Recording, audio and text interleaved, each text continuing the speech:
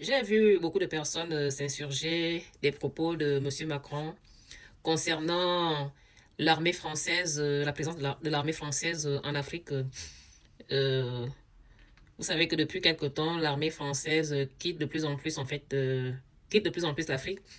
Et normalement, c'est sur demande, hein, sur la demande en fait des dirigeants des pays dans lesquels aujourd'hui l'armée française n'est plus existante, tout simplement. Et c'est vrai que M. Macron a parlé avec beaucoup de condescendance, hein. Franchement, c'est un truc de dingue. Mais quand on réfléchit bien, au final, est-ce qu'il a tort de parler ainsi, de manière méprisante à nos dirigeants? Parce que c'est à eux que ça s'adresse, hein, ce n'est pas à nous. C'est à eux que ces propos s'adressent, ce n'est pas à nous. Hein? Makaya, nous, population africaine, mais c'est à nos dirigeants.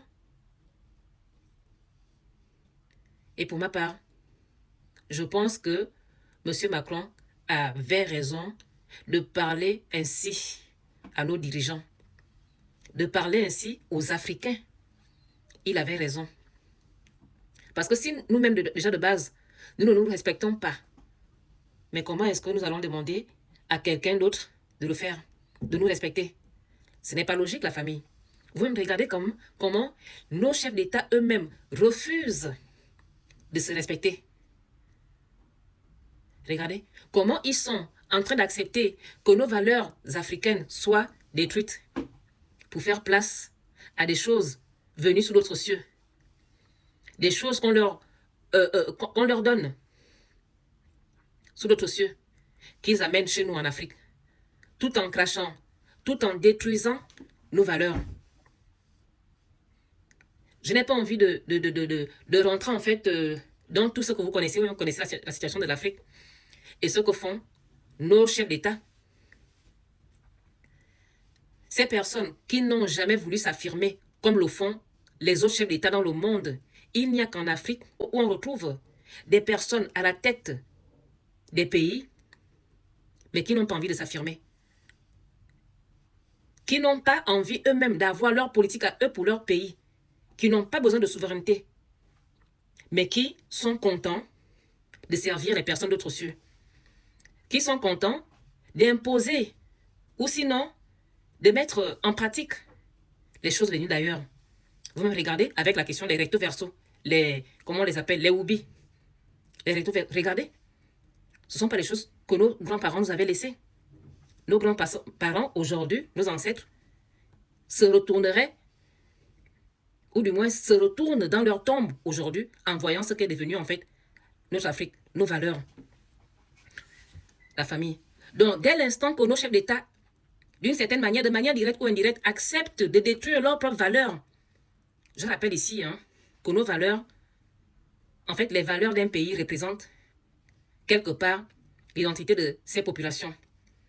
Donc, dès l'instant que tu acceptes de détruire tes valeurs, donc ton identité, et que tu acceptes de rester comme une coquille vide, comment est-ce que les personnes qui s'assument, qui eux sont au devant de la scène pour dicter les lois, pour dicter les choses, comment est-ce que tu vas t'attendre à ceux qui te respectent? C'est logique en fait. Qu'ils te parlent comme ils le souhaitent, comme ils le veulent. C'est pourquoi aujourd'hui, nos chefs d'État doivent se réveiller. Doivent se réveiller et faire tout pour que leur pays soit souverain. L'Afrique a besoin aujourd'hui d'avoir des présidents qui prennent la souveraineté, la réelle souveraineté, la famille. Parce que dès l'instant que vous-même, nos chefs d'État, j'ai envie de dire, dès l'instant qu'ils vont commencer à se faire respecter, en s'affirmant chez eux, en protégeant leurs valeurs, en protégeant leur pays, ben forcément, les gens d'ailleurs vont les respecter. Le respect bien ordonné commence par soi-même. Donc, à partir du moment où tu acceptes que d'autres personnes te donnent la conduite à suivre, ben, d'une certaine manière, tu leur fais aussi comprendre qu'ils peuvent te traiter comme tu le veux parce que ben, tu te sous-estimes.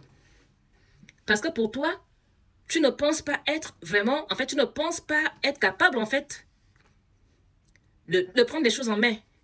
Tu penses que tu dois être infantilisé. Tu penses que tu dois être tenu toujours en laisse. Et que tu ne dois rien faire ni décider de toi-même. Donc, à un moment donné, c'est à nos chefs d'État d'essayer un peu de faire de cette sortie de M. Macron quelque chose de fructueux en permettant que nos pays soient souverains. C'est de ça dont il est question, la famille. Regardez, vous pensez que M. Macron aurait pu parler ainsi au président là-bas, européen? Mais non, pas du tout. Parce qu'eux, ils se respectent. Ils se respectent. Parce qu'eux, ils sont au devant de la scène. Ils font partie de ceux qui prennent les décisions de ce monde. Pendant que nos chefs d'État, eux, ils sont derrière, en train d'attendre qu'on vienne leur dicter des choses, la conduite à tenir dans leur propre pays. Quelqu'un est chez lui, loin de ton continent, mais la personne part de là-bas pour venir te dicter, dicter sa loi chez toi. Et toi, tu l'acceptes. Pourquoi? De ce qu'on entend souvent, d'après ce qu'on entend souvent ici et là, certains de nos dirigeants seraient dans la franc-maçonnerie.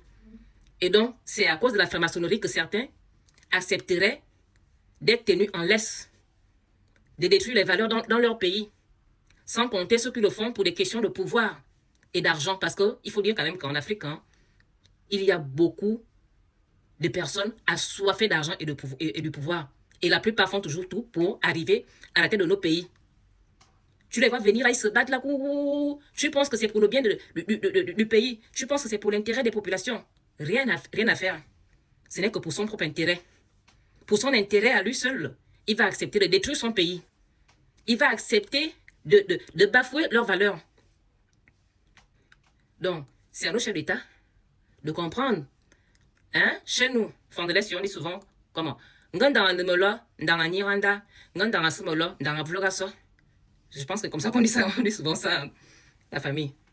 Donc, c'est maintenant à eux de voir s'ils acceptent de continuer à être traités comme ça, comme des enfants. Qu'ils continuent. Qu'ils continuent à mettre en pratique tout ce qu'on leur dit, on leur demande de faire ailleurs, les personnes d'autres cieux leur demandent de faire, qu'ils continuent à les appliquer sur notre terre africaine là.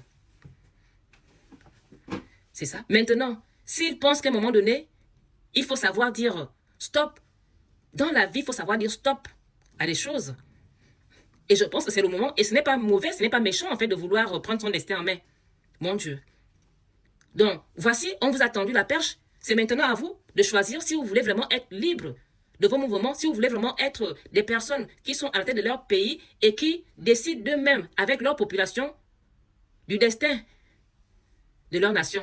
Ou vous voulez continuer à aller faire les courbettes. C'est à vous de choisir. Et courage à tous les présidents, les quelques présidents qu'on a en Afrique, qui essayent de faire quelque chose, qui se battent en fait pour la souveraineté de leur pays. Parce que ça va avec la dignité. Et la dignité n'a pas de prix.